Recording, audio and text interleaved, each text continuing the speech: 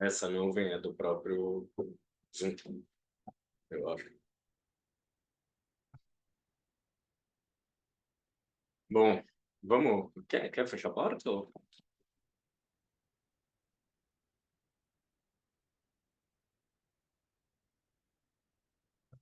Oi. Os meninos entraram. A Lídia, sim. Tem a Maria. O Vinícius, sim.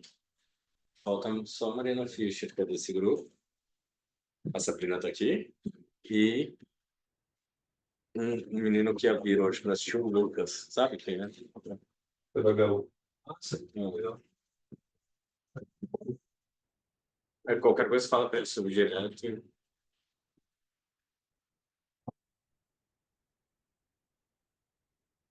Bom, vamos continuar do último encontro, né? Eu vou fazer um percurso hoje, porque é engraçado, né? O, o, para quem tem essa versão do Jacques Miller, o momento do seminário sobre os nomes do pai é um momento total de cisão, né? Não é uma cisão só com a IPA, mas com grupos que eram muito ligados ao próprio Lacan, né? Não sei se vocês já leram que está nessa versão do Miller, depois da aula sobre os nomes do pai, né? Lá ele conta que era para esse seminário ser o seminário 13º, provavelmente porque o Lacan gostava de numerologia e porque ele queria tratar sobre os nomes do pai, né? Nesse número que ele já tinha um texto, né? O 13, que ele fazia uma relação com a lógica combinatória, né? E fala lá sobre numerologia e tal. Bom,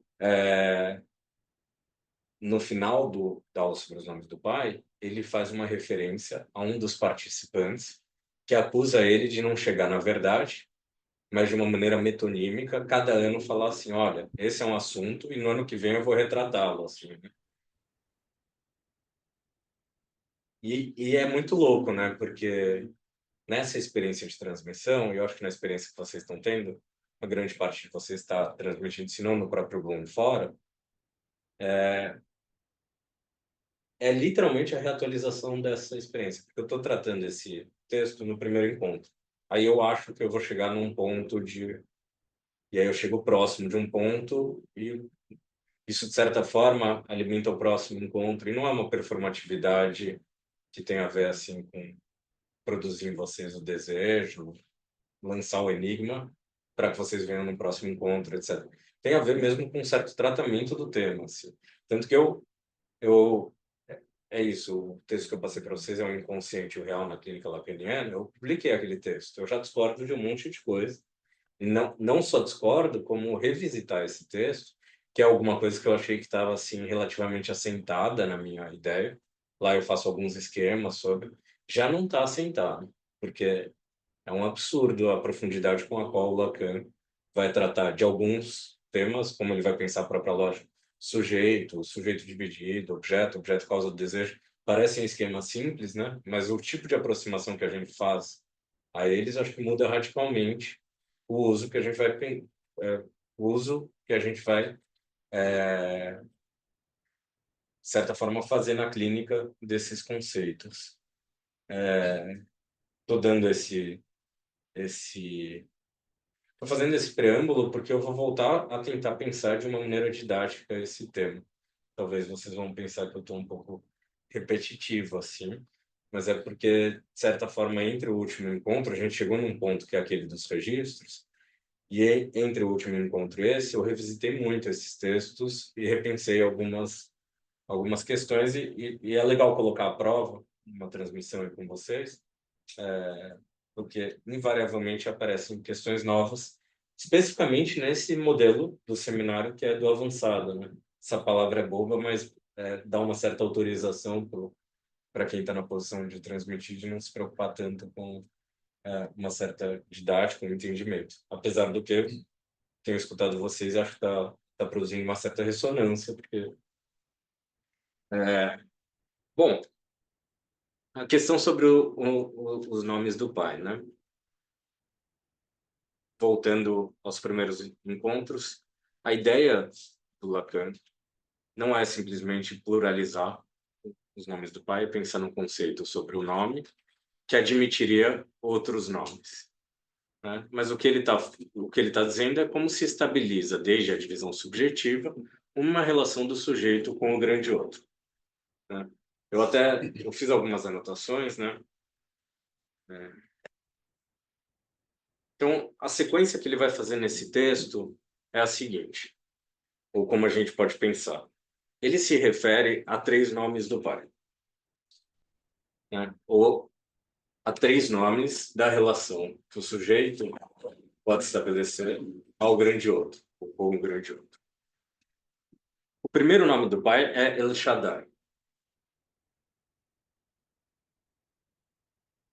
Fazer uma coisa assim bem, tentar fazer uma coisa bem, entre aspas, didática e progressiva. El Shaddai, que, né, na tradução, por exemplo, na tradução para o inglês fica The Almighty, o Todo-Poderoso, né? Essa Deus Todo-Poderoso, etc. Os outros nomes do Pai, ou os outros nomes de Deus, eles não aparecem no início da Bíblia, e, portanto, no período dos patriarcas. Qual é o período dos patriarcas? Abraão e Sara, né? Abraão, isso eu estou quase ipsis literis pensando na lógica do Lacan. Ele funda uma nova relação com o grande outro que não tem a pretensão universalizante, né?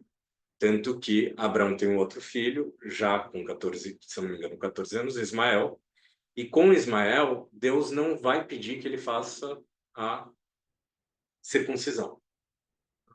Como se abre a Bíblia? Como se funda essa nova relação com um grande outro? El Shaddai aparece, né? E o Lacan, ele vai pensar qual é o predicado que define bastante El Shaddai. Não é exatamente todo-poderoso. Ele não goza de uma maneira completamente desenfreada dos... O lance é que o predicado mais interessante dele é que ele promete. Ele é um prometedor. Esse tema tem me interessado muito, assim. Literalmente estou escrevendo um livro que é sobre promessa e psicanálise. Eu diria que uma grande parte dos pacientes que procuram a gente com uma neurose tem a ver com uma promessa não cumprida, com o que ele supôs ser a promessa do outro para ele, que foi declinado, né? E como isso se transforma num sintoma. Eu acho que dá para pensar muito a psicanálise desde a promessa. Mas, bom, o prometedor.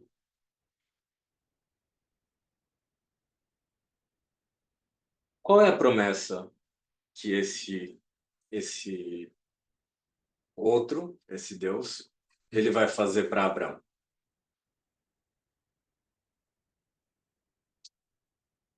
Ele aparece para Abraão e ele diz assim: a gente vai fazer uma troca, uma espécie de promessa.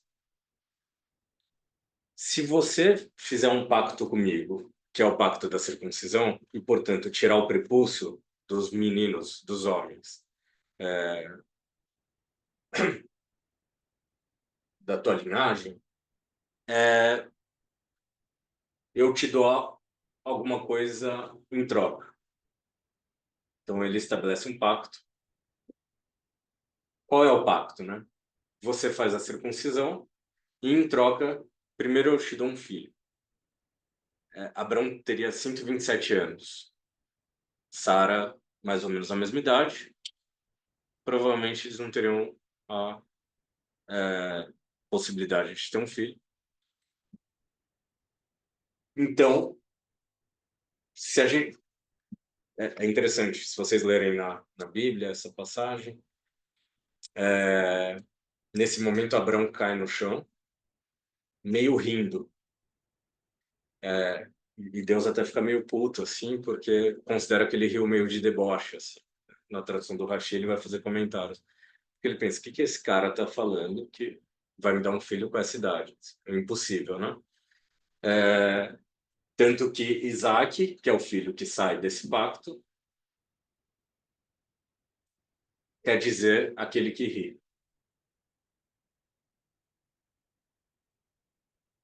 O que mais Deus vai dar? Deus vai dar um filho e uma legião, né, de seguidores e, portanto, um povo. Esse povo depois, né, vai virar os hebreus.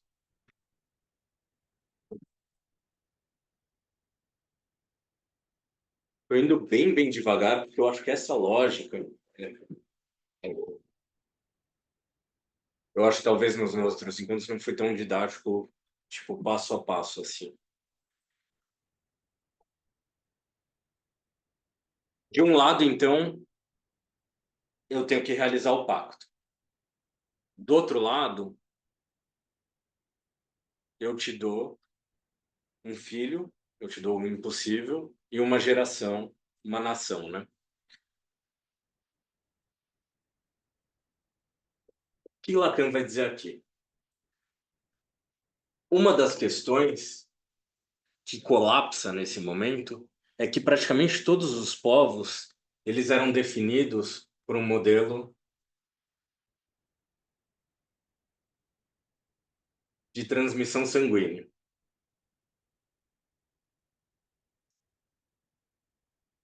certo? Os filisteus, os egípcios, os cananitas, tudo bem? Todos esses povos, eles eram definidos por clãs, por famílias, que se transmitiam de geração em geração através de um modelo sanguíneo. O que se inaugura aqui? O modelo não é sanguíneo. Para entrar nesse clã ou para entrar nesse povo, tem que ser realizado um pacto, que é a circuncisão. Só para recordar, o Lacan recorda isso no final dessa aula. A circuncisão é tirar o pedaço, né? É tirar o prepúcio do pênis entre os 0 e 7 dias. No ano passado, a esse seminário, o Lacan está tratando muito os objetos, ou as modalidades do objeto A. Então, nesse pacto, está inscrita, pelo menos enquanto troca simbólica, a ideia de que cai um objeto, eu tenho que entregar um objeto, né? Há um corte, isso no final de um lado gozo e do outro desejo. Mas vou tentar isso, senão eu vou para frente, começo a comentar, vou fazer um exercício hoje chato, assim, de disciplina. Olha, esse é o primeiro nome do pai. A Bíblia começa assim. O que acontece no evento seguinte? O evento seguinte é a Akedah. O Lacan vai dizer a ligadura. A ligadura entre quem e quem? Entre Deus e esse povo que admitiu o pacto. Então, o primeiro nome de Deus, o prometedor. Nesse momento, não tem os outros dois nomes com os quais a gente está trabalhando. Que o predicado de um é eu sou aquele que sou, ou eu sou aquele que fui, sou, serei, o colapso temporal, ou eu sou o ente, que é a tradução que o Lacan gosta mais, que não é a tradução dos teólogos, né? Porque aí não se haver com uma resposta ontológica pareando o sujeito e o grande outro. Que eu sou o que sou é quase a antropomorfização de Deus. Eu sou o ente a uma distância, né? Mas e o terceiro nome, que é o tetragrama, mais conhecido por nós como Yahvé, não é Yahvé. Se a gente falar Yahvé, a gente coloca já quase um semi-predicado, porque a gente dá a possibilidade de colocar ele na voz. A ideia é que ele é tão sagrado que ele não pode ser falado, que ele não pode.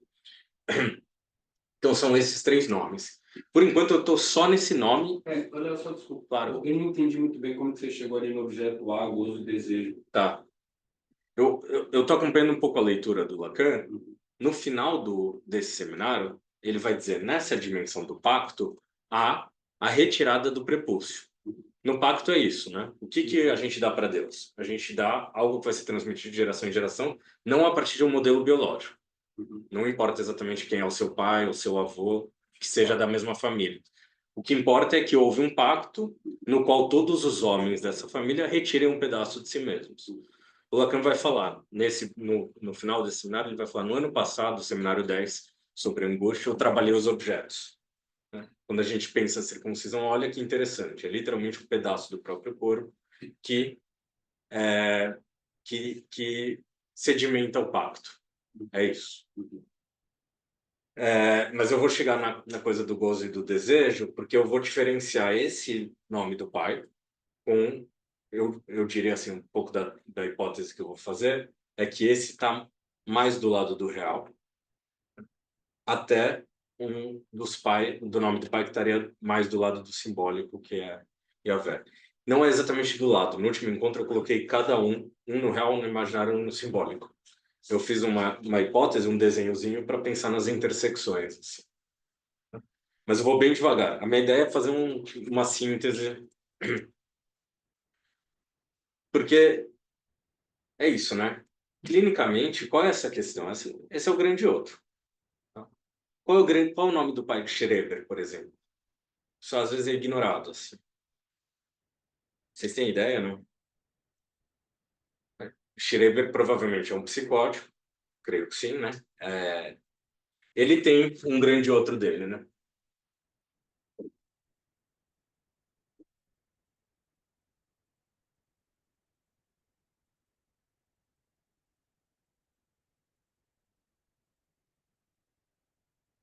Eu anotei para falar certinho e perdi minha anotação.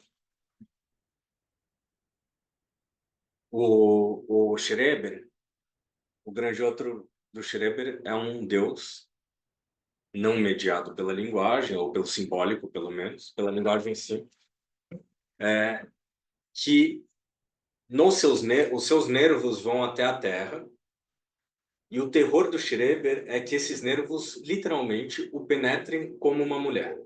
Essa é a ideia dele. Mas, especificamente, que esses nervos penetrem em seu ânus. Ele sente, ele tem esses movimentos do corpo, né? Então, para ele, a relação sexual não é mediada pela... Efetivamente, há a relação sexual com Deus. É, eu posso estar numa... O Deus do Schreber, para tentar controlar ou para tentar inserir uma espécie de simbólico, na minha opinião, a isso que é muito real, ele nomeia de Asmud, que é o deus do zoroastricismo. Eu recolhi duas passagens, de qualquer forma eu vou falar para vocês. Mas é muito interessante. O Schreber, ele tenta dar um certo estatuto para aplacar esse deus. Ele pega uma religião antiga e fala, nomeia o deus, tenta dividi-lo entre o deus bom e o Arimã, que é o deus mau nessa religião. Ele tenta dividir esse deus para tentar aplacar, mas não consegue. Ele é voraz, literalmente, né? O penetra, o estupra. Esse é o delírio dele. Qual outra, né? O Lacan usa uma outra referência que é muito direta. Às vezes as pessoas não leem os poemas direto da Teresa d'Ávila. É, os gozos místicos ou jaculatórios dela, ela literalmente escreve, né? Nos poemas Deus, você invade o meu corpo, você me penetra, etc. Há uma relação direta com um grande outro que não é barrado. Essa é. Então vou ir um pouco mais rápido. Nesse momento, El Shaddai não é barrado. Ele é o prometedor, mas nada dele faz barra ao próprio gozo. Ele pode fazer um certo uso. Ele é como os outros deuses do Egito, de Canaã, os filisteus. Geralmente são deuses antropomorfizados. É. A lua é sei lá o quê, Ra, Amon representa alguma coisa, e gozam de uma maneira desenfreada dos seres humanos. Como é que os seres humanos tentam barrar isso? Geralmente desde através do sacrifício. Há uma troca muito direta com esses deuses para aplacar esse gozo. Por isso que é importante, o Lacan vai dizer. Então, o Lacan vai pensar no mito originário da neurose. Essa é a minha hipótese sobre qual é o mito originário da neurose em Freud? É a morte do pai totêmico. O assassinato se transforma em culpa de um totem, né? E o tabu do outro. O Lacan vai pensar numa anterioridade lógica ao nome, como animal, também, viu? Isso está nesse texto e é nessa cena da Akedah. Akedah, o lance é assim. Para provar, né, o pacto, esse grande outro chega para o Abrão e diz assim, você vai sacrificar esse filho que é Isaac.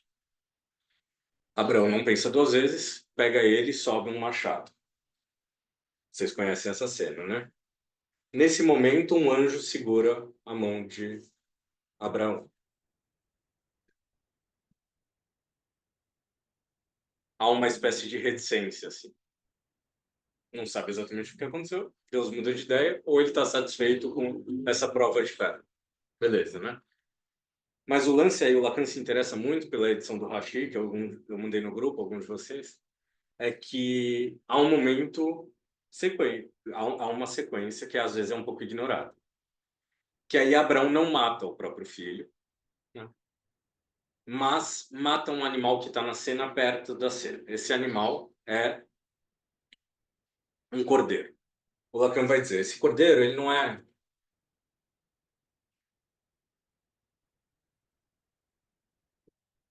Esse cordeiro não é qualquer coisa, assim. Ele vai dizer que é um animal epônimo. Por curiosidade, para o encontro de hoje, isso, por exemplo, não está no meu livro, eu fui atrás do que seria o cordeiro. Ele vai dizer que é um animal epônimo dos deuses outros, né? Os deuses representados por animais e não por nomes. E aí eu encontrei aqui que há um deus criador, talvez o mais importante entre os egípcios, que é Nun,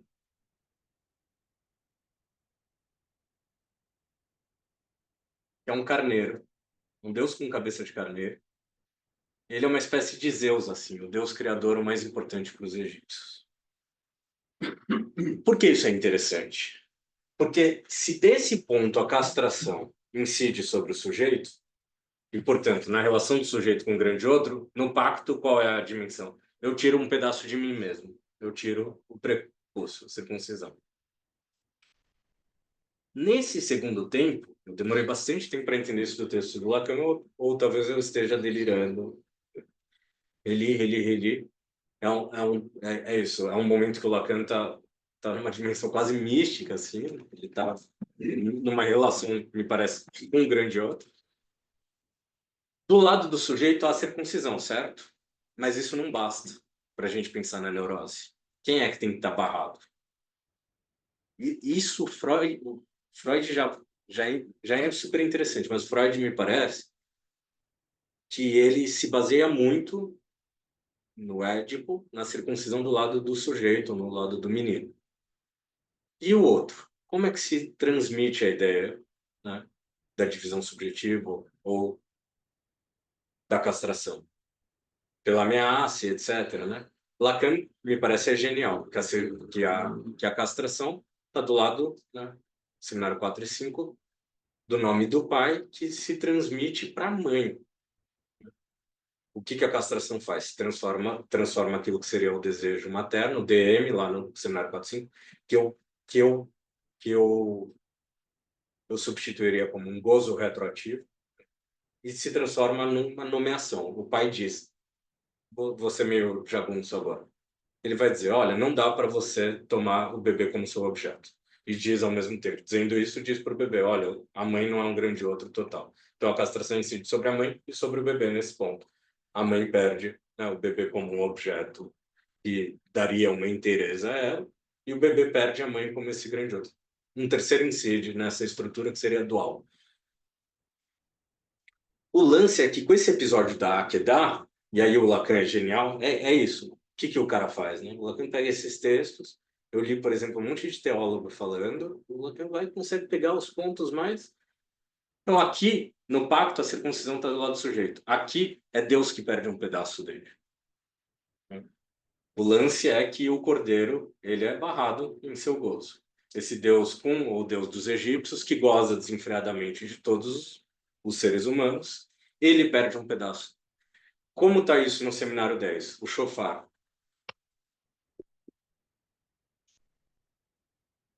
Quem na tradição psicanalítica ficou muito forte em relação ao shofar, o Will aqui fez o doutorado com ele, o Jean-Michel Vives, e o Alain Didier falam demais do shofar, né?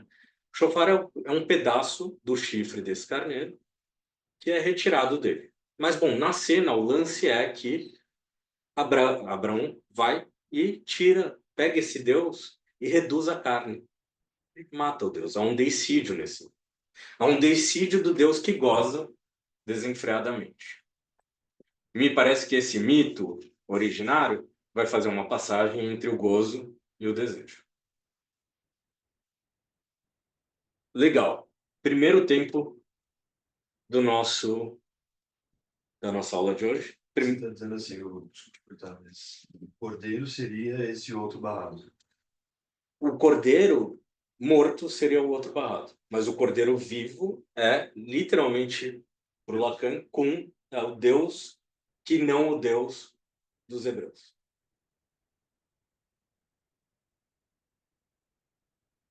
Dá para pensar. Tanto que o Lacan coloca a imagem de Epinal, né? Ele literalmente imprime as imagens. Que vocês leram na edição que eu passei para vocês, os nomes do pai, tem algumas imagens lá, né? Nessas imagens, o cordeiro está na cena, quase como assim, elemento principal. E também na versão do Rashi, ele faz comentários sobre o cordeiro. Muitas vezes, para quem teve educação bíblica aqui, o cordeiro é praticamente. Ninguém comenta dele. É assim, ele fica como fora das. Mas o lance há um deicídio na cena. Há uma. Se transforma um cordeiro em carne. É isso. Uma outra versão, alguns comentaristas vão falar, que nesse momento não se mata o cordeiro, se tira o chifre. Então é literalmente a castração que incide do lado desse Deus, né? Deus perde um pedaço. Mas o lance é que o que mais importante para a gente é que há um mito originário da neurose. Né? Na neurose não é a divisão do sujeito que vai aparecer se não houver o outro barrado. Quando o outro não está barrado, a gente não consegue pensar na divisão do sujeito. Não é? Quem tem o outro que goza de... Quem tem o outro não barrado? Esse seria talvez o sujeito psicótico. Não barrado em seu gozo. E eu vou dar alguns exemplos. Por exemplo, qual grande outro não é barrado em seu gozo? É isso, o grande outro do Schreber, o grande outro da Teresa. Eu até peguei duas passagens aqui só para vocês terem uma ideia, né? Porque às vezes parece um seminário não tão clínico. Isso é pura clínica, assim. É muito difícil, na verdade, a gente encontrar um sujeito psicótico que não vai ter uma relação com um grande outro muito direta, assim. Ou tomando o sujeito como objeto, ou tomando o sujeito como objeto. Essa... Eu ia fazer outra referência, não tem mesmo.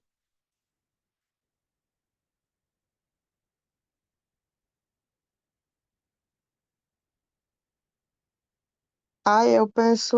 Vocês estão me ouvindo? Oi, Lígia. Estamos Está me sim. ouvindo bem? Eu Bom, penso, você você faz uma falou essa pergunta? coisa do outro não, quem não tem o outro barrado, né? E aí, Aham. assim, um tempo atrás eu estava muito na coisa de ler o Kafka, né? E aí eu penso muito aquele pequeno conto que é muito central, assim, da história dele mesmo, que é o Veredito, né? Uhum. Não sei se vocês já leram, se vocês lembram do final, porque o final desse pequeno conto é o pai dele falando assim, né? Eu lhe condeno à morte por afogamento. E aí ele, tipo assim, não tem mediação. Ele vai e faz, realiza imediatamente, né? Ele imediatamente Uhum. vai se matar, né? Uhum. Que é só como se fosse uma pequena vinheta que ajuda a pensar também, né? Não, legal. Mas aí você pensaria o Kafka como psicótico, Lígia? Cara, pois é, isso aí já é uma grande discussão. É uma grande Sim, discussão porque eu acho que tem uma discussão aí a ser feita. Eu acho que eu não poderia te responder assim de uma forma segura, mas tem quem vá nessa direção. Te digo sim. isso. Tem sim. Legal. Essa vinheta é muito legal mesmo. Obrigado pelo... Vocês escutaram, né? Veredito e Kafka. Eu só talvez não colocaria ele como psicótico porque ele tem a carta ao pai, né? Aí ele abre assim, pai, você me Pois esbofeteava com é. palavras assim, né? É Não, bem é bem conhecido. obsessivo. Tem inclusive um É. texto do Braunstein, naquele livro sobre o gozo, né? Que ele faz ele tem um pequeno tópico que é carta ao pai, né? Que ele fala que o Ah, que carta ao pai legal, não sabia. naquele livro sobre o gozo da escuta, se eu não me engano, E aí tem uma parte lá que é sobre o cartão pai, que ele fala, inclusive, que o cartão pai tem a estrutura de um início de análise. Porque, Legal, inclusive, ele fala assim, a carta, ele nunca mandou a carta porque a carta já chegou ao destinatário, que era ele mesmo, né? Como se fosse, assim, legal. uma espécie de responsabilização pelo que ele faz da vida dele, né? Como se fosse... Uhum, Mas eu acho que vendo a biografia, eu diria que o buraco é mais embaixo, tá entendendo? uhum, A uhum. questão, tem várias questões aí para se Essa, pensar, essa imagem, né, do legal, do do pai, veredito. da Uhum, relação dele com o nome, a assinatura, o casamento, os escritos dele todinho, tudo. uhum. Ah, legal, esse é um grande ponto de interrogação, assim, É, pensá-lo. Legal. é uma coisa bem pessoal, assim, minha, que eu, por hora, tá suspenso, mas que eu sempre gosto, assim, de lembrar que botar para jogo isso também, né? Porque tem Uhum, pessoas que escrevem. Tem um texto agora, eu não lembro se é do Millet, acho que tá, né, não tem nem tradução, ele só tem francês. Mas você perguntou isso, né, se eu colocaria ele como psicótico. Se eu não me engano, o uhum. Millet coloca, que ele fala, Ah, é? faz inclusive essa certa crítica de que as pessoas leem Carta ao Pai e acham logo que ele é neurótico, né? Mas Uhum. que ele termina colocando um ponto lá, né? Enfim, Que eu não legal. fecharia, mas coloco para pensar, assim. Tem algumas pessoas que já escreveram também sobre, enfim.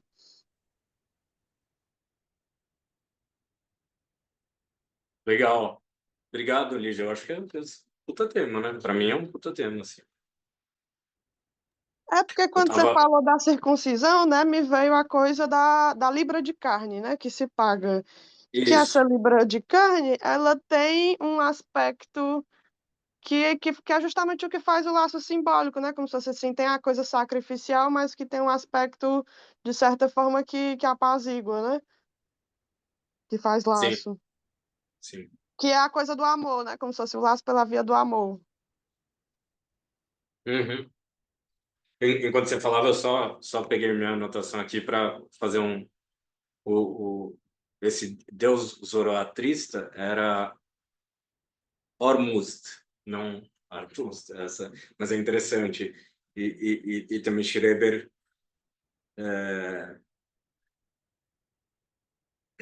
literalmente vai falar de um deus dos nervos, da ordem e do sistema mundial dos nervos, assim, né? Interessante essa pretensão universalista, assim. Bom, primeiro tempo acho que está bem didático, né? O que a Lígia falou da libra de carne, super interessante é isso. Circuncisão seria esse efeito de uma certa negatividade e se paga com a libra de carne a relação com o grande outro e se mantém o pacto. Não dá para falar de um gozo desenfreado, a gente fala de desejo agora. Falei no último encontro, o Will se interessou bastante, ele falou da Tecleona. Eu pedi para vocês todos, isso é muito fácil, é dar um Google. Leiam a carta de Paulo, Carta aos Romanos. Uma carta que não é longa, é uma carta super interessante. Que Paulo funda, né, o cristianismo, ele inventa o cristianismo. Né?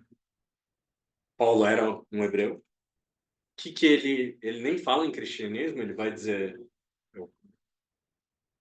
pelo menos em princípio, ele ele vai dizer o que eu quero abolir é a circuncisão. Que o Paulo vai dizer? O Paulo vai dizer a circuncisão ela não funciona. Pagar com a libra de carne não funciona porque isso não controla a transgressão. Né? O corpo ele é pecaminoso por excelência. Então eu vou abolir a circuncisão, supondo que, desfazendo a lei, não há mais exceções. Né? O corpo cai como pecaminoso, só que, então, sem a lei, a circuncisão representando a lei, o que entrando no lugar para Paulo? Comungar direto com Deus. Receber, por exemplo, o corpo de Deus através da hóstia. Cai o corpo pecaminoso e a relação é direta com Deus desde o flagelo. Eu já sou pecador, a universal. Né? Eu já sou culpado, já sou pecador. É uma saída interessante, porque eu vou pensar com vocês a partir de um texto que está na terceira, Quando a gente encerrar esse, eu gostaria de passar para esse. Outro, quando o Lacan vai falar do cristianismo como uma religião verdadeira. Uma religião verdadeira pensando no religar mesmo, como isso que não seria mediatizado. Aí um repórter até pergunta, você está falando então que o cristianismo seria da ordem da psicose, o real, o verdadeiro? Aí ele fala, se você quiser colocar em termos de psicopatologia, tudo bem. Mas depois a gente entra nisso, queria entrar nisso também. Primeiro tempo, beleza, isso é Abraão.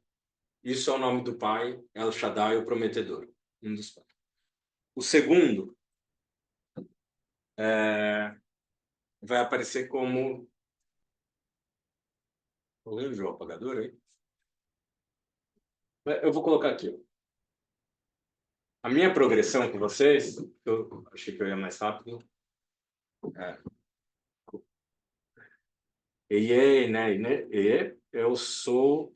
Eu vou colocar a tradução que ele diz lá de Santo Agostinho, né? Que ele não gosta, aquele que sou. Qual é a tradução dos judeus mais famosa? Eu sou o que fui, o que sou, o que serei. Para eles, a questão é o colapso do tempo, a imutabilidade divina. Nessa passagem. Para o Lacan, ele vai dizer, isso tem a ver com uma dimensão ontológica. Eu sou aquele que sou, se refere ao ser, e o Lacan prefere eu sou alguma dimensão do ente, né? Diferenciando o ser, ou essa questão ontológica, da entidade. Assim. E o terceiro nome, tetragrama. Eu vou parar de falar Yahvé, porque senão a gente fica fazendo exatamente o oposto dessa ideia, que é predicando ele e tal. Esse é o tetragrama. Ele não tem predicado, a ideia é...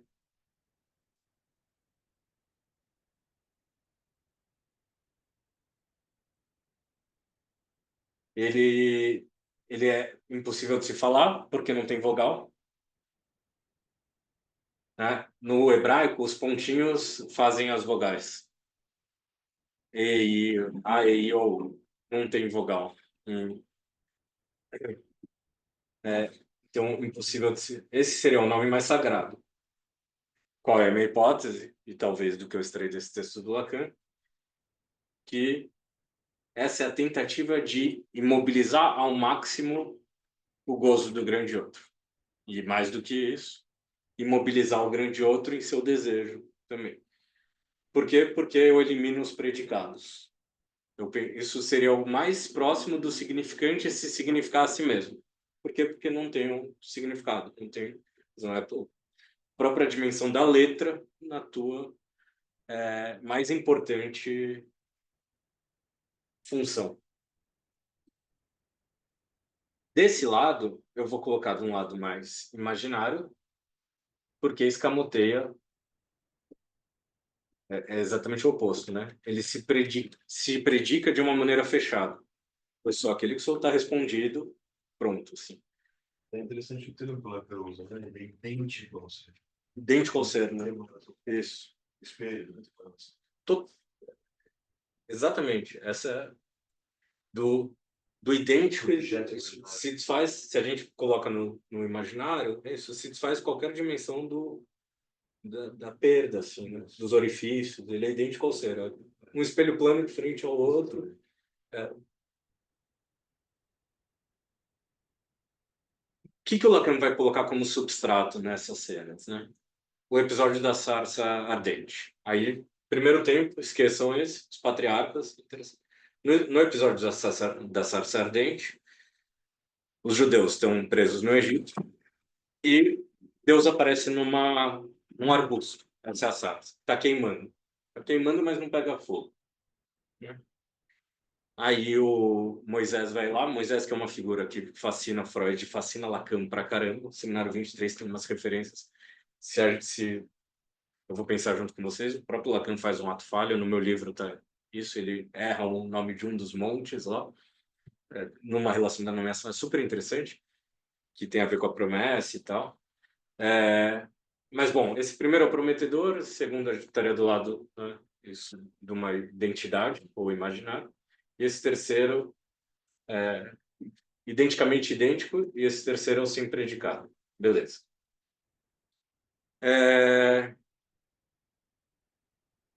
No episódio de Moisés, o lance é que Deus aparece e fala: e aí, cara, eu vou tirar vocês do Egito e vou tirar vocês da condição de escravos.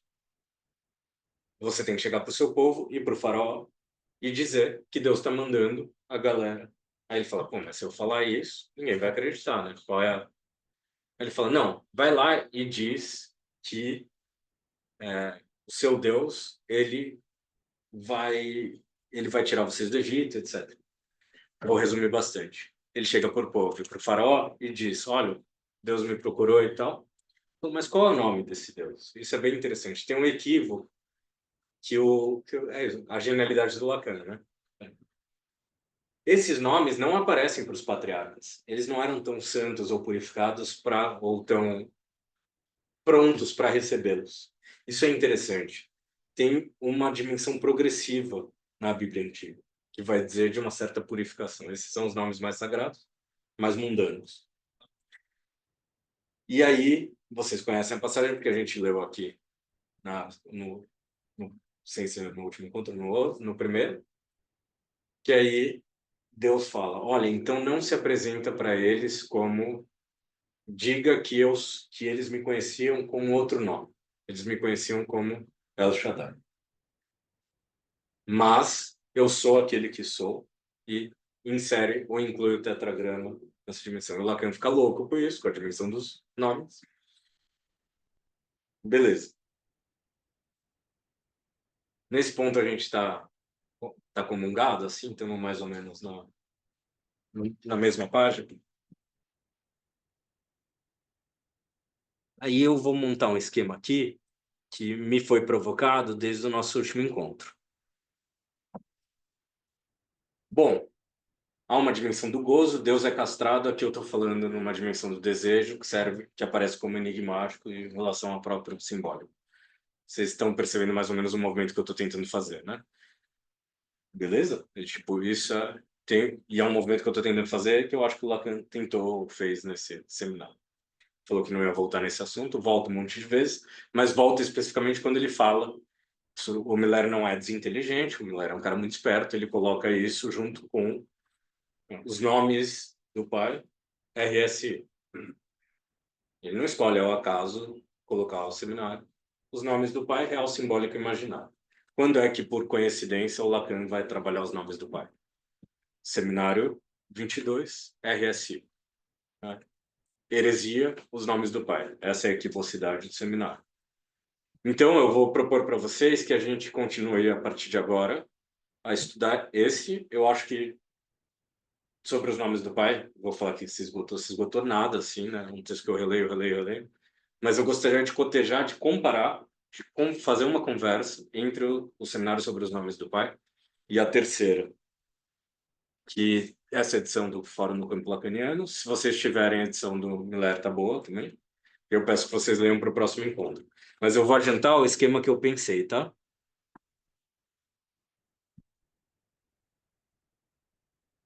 Ninguém viu o meu aparelho mesmo? Estava. Bom, vamos ver esse aqui.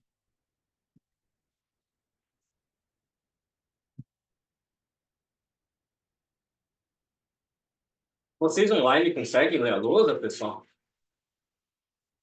Não, né? Não, fica um pouco Com embaçado. dificuldades. Tá.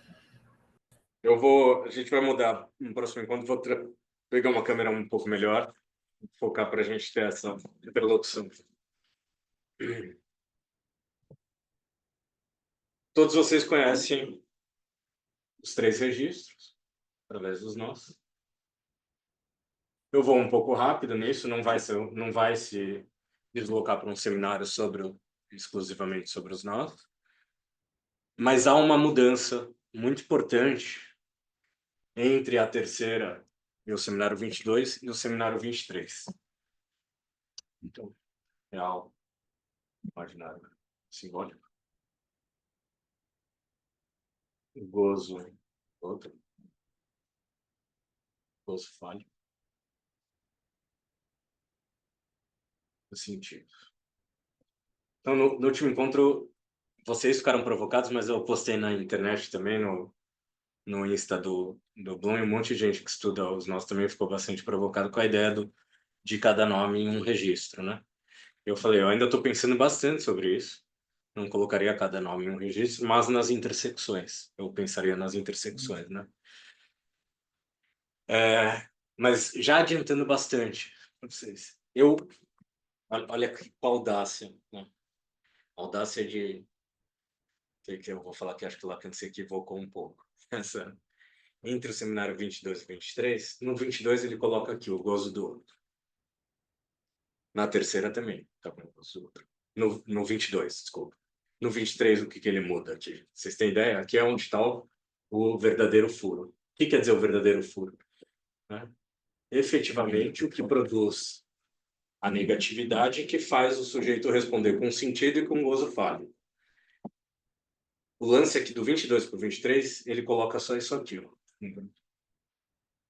E é verdade, não dá para, a não ser que ele seja um sujeito psicótico desde uma posição totalmente, não dá para pensar no gozo do grande outro. É um barraco. Interessante isso, né? Tipo, em 23, ele está se havendo com aquele modelo dos nomes do pai a partir da topologia. Vou colocar o corpo aqui.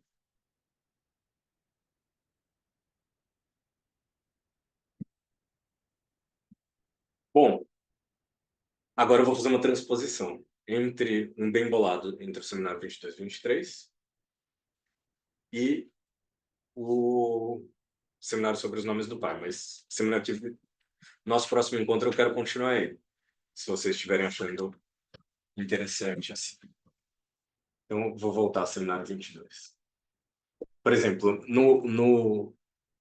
que a galera que gosta muito de matematizar Lacan odeia o exemplo que o Lacan dá na terceira sobre o gozo do outro, porque desfaz a teoria deles, né?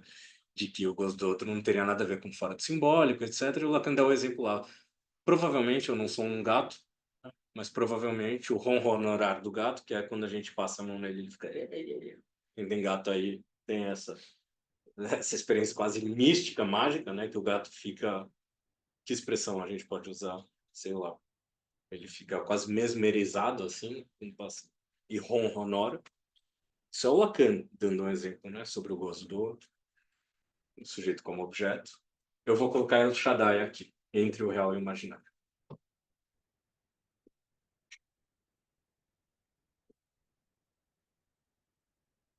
E eu vou fazer uma sequência, estou cometendo um monte de brutalidade.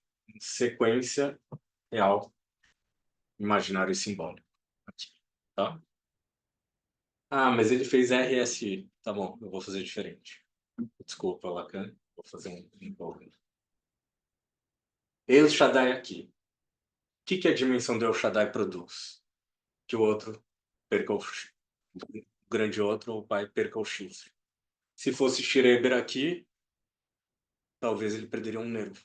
Literalmente. O deus dos nervos se depararia com uma perda dos deuses não... Eu estava dando uma aula na graduação outro dia e uma aluna fez um comentário muito bom. A partir de Homero e de Hesíodo. Qual é a propriedade dos deuses? Que eles não perdem nada nunca. Eles não estão, né, sujeitos à dimensão humana. É verdade. Não dá para antropomorfizar. Quando perde, deixa de ser Deus também, né? Quando perde, deixa de ser Deus. Prometeu, o outro lá do fígado também. Hércules, da pedra, Sísifo. Isso. Eu vou colocar entre o imaginário e o simbólico. Tá? Então, aqui é o verdadeiro furo. O que é o verdadeiro furo?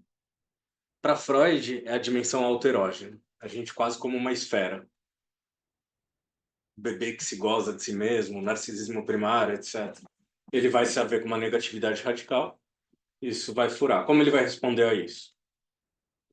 Para Freud, eu diria lacanianamente, desde duas vias, né? desde o sintoma e do inconsciente. O inconsciente é um saber não sabido que fica tentando responder ao furo. Tá, tá, tá, tá, tá, tá, tá, tá, tá, tá, tá, tá. Uma resposta que, literalmente, ele tenta, assim, cobrir o furo, né?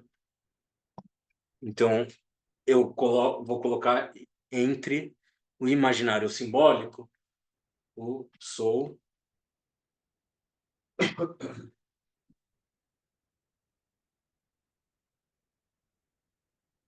Então, não só, né, entre o imaginário, mas nessa dimensão quase de um simbólico imaginarizado que tenta resolver o furo desde o sentido.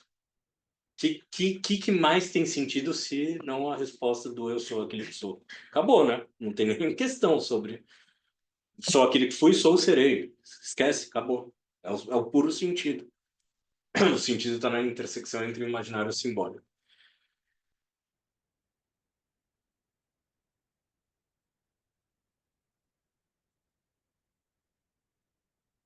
Resposta primeira. E é legal que isso está no mesmo parágrafo, né? Deus chega preparadão. Dá um e já dá o outro nome. Não é bem eu sou aquele que sou, tem o tetragrama.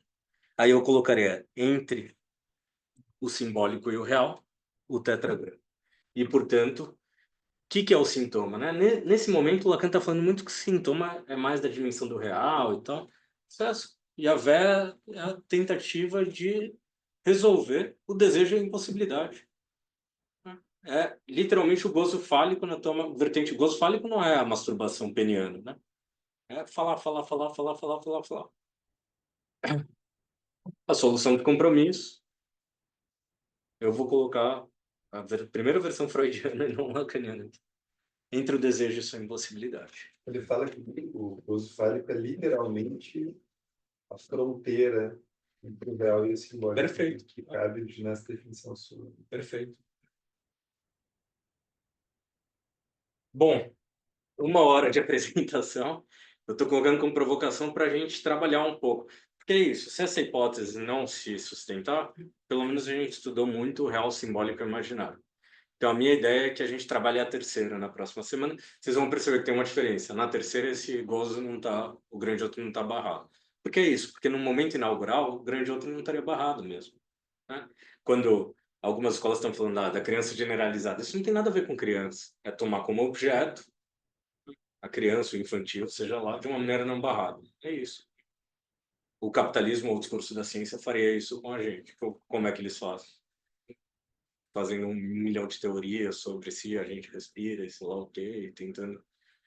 Mas beleza. Só para fechar total, já que eu falei da ciência, qual seria o Deus da ciência, né? Tem uma relação, Descartes talvez tenha inaugurado o discurso científico, ou pelo menos uma noção da ciência, uma protociência moderna. Ele tem uma relação com um grande outro. Isso está num texto do Miller, que eu acho o mais genial que ele escreveu, chama a Teoria do Parceiro, não é só meu. Ele extrai isso. Qual é a relação do Descartes nas meditações metafísicas com o grande outro? É um Deus enganador. Então, é um sujeito que duvida numa relação com um Deus enganador. É o Deus dos filósofos. Pega um bom filósofo aqui, e vocês vão ver a masturbação que ele faz tentando fazer uma parceria e uma cópula com Deus. Desculpa aos filósofos presentes, assim, mas... Bom, a minha ideia para o nosso próximo encontro é a gente trabalhar a terceira, ainda em conversa com esse texto, e quem quiser formular alguma coisa, formular uma questão, formular uma apresentação sobre o texto Os Nomes do Pai, eu acho que seria muito bem-vindo. Vocês me falam durante a semana. Eu acho que seria muito legal se cada um falasse talvez 5 minutos sobre o que está pensando. A ideia de um seminário avançado é quase um cartel, né? Não é exatamente um seminário que cada um traga uma reflexão, às vezes, sobre um tema que tem pensado a partir dos Nomes do Pai, já que a gente vai fazer essa transição para a terceira, e da terceira para a RSI e para o sintoma, o seminário 23. Tá bom? Bom, fechei aqui. Questões, comentários? Tem uma questão, assim, porque eu gostei muito do esquema que você fez, mas também talvez daria para pensar os 3 nomes a partir das emanações, né? Porque ele fala que, por exemplo, entre o real e o imaginário tem a emanação da angústia. Aqui, né? É, isso. Uhum. Aí, por outro lado. Sim. Mas eu acho que dá para colocar nas emanações também os 3 nomes, como você fez. Porque eu fico pensando, né, clinicamente, por exemplo, o fenômeno da angústia, né, Angústia aqui, né? o olhar do outro que consiste entre real e imaginário, mas exatamente Perfeito. o El Shaddai, né? Exatamente. É o Deus que chega e fala, e aí? É o tamponamento do imaginário a partir do objeto, que é justamente a totalidade do El Shaddai, né? Todo mundo sabe o que o Júlio está referindo. As emanações é isso aqui, né? Porque o inconsciente aparece desse lado, fazendo... Isso é principalmente o seminário 22, né? No 23 ele desaparece, fazendo uma relação com sintoma desse lado. Porque a gente não pode pensar isso de uma maneira bi aqui, né? Como a gente acaba colocando planado. A gente tem que pensar em uma outra dimensão. Eu acho legal, a gente pode trabalhar com... Porque para que serve bastante as emanações? Sintoma, inibição e angústia. E total, né? Angústia aqui, inibição, sou o que sou, acabou. Inibe, não tem mais o que falar. E a vé é inibição, sintoma. Perfeito. Sintoma é a fronteira entre o real e o simbólico, que eu tento responder ao desejo e à impossibilidade. Eu acho que clinicamente funciona muito. Porque esse esquema pode ser... E no meio de tudo, seminário objetual. Pelo menos na neurose, é com isso. Só que eu quero fazer vários exercícios com você. Com vocês. Quando a gente tiver sedimentado aqui, colocar o quarto nome. Que aí é um giro aqui super importante. Porque qual é o quarto nome para o Lacan? O nome do pai. E ele vai falar de 3 nominações. Tipo, o giro vai longe. Assim. Mas clinicamente, eu acho que esse modelo aqui já está muito suficiente. Por que ele vai fazer esse modelo? Ele vai ter que responder à psicose. Esse é um modelo perfeito para a neurose. É isso. A gente já está falando do gozo e angústia, de um Deus barrado, etc. O objeto A no centro da... Tá bom, e a psicose? Como a gente pode pensar nesse Deus que aí fica no olhar, que fica numa voz não barrada. O Lacan vai fazer um instrumento. Né? Aqui. O Bloom é isso. O Bloom, né? O nome Bloom, não o nosso instituto, talvez seja parte do nosso delírio em conjunto, mas é o nome que serve de quarto nó, que estabiliza o ego do Joyce. Esquecido, às vezes. Bom, vou fechar, porque além do horário, o laptop o notebook vai ficar sem bateria. E se desligar, a gente perde também essa. Pessoal, vejo vocês em 15. E aí eu espero que vocês online também, principalmente quem está fora de São Paulo, quem não tiver. Em 15, se vocês toparem fazer um comentário, eu acho muito legal essa ressonância, sabe? É assim. Boas semanas para vocês aí. Até. Falou, Até, pessoal. pessoal. Valeu.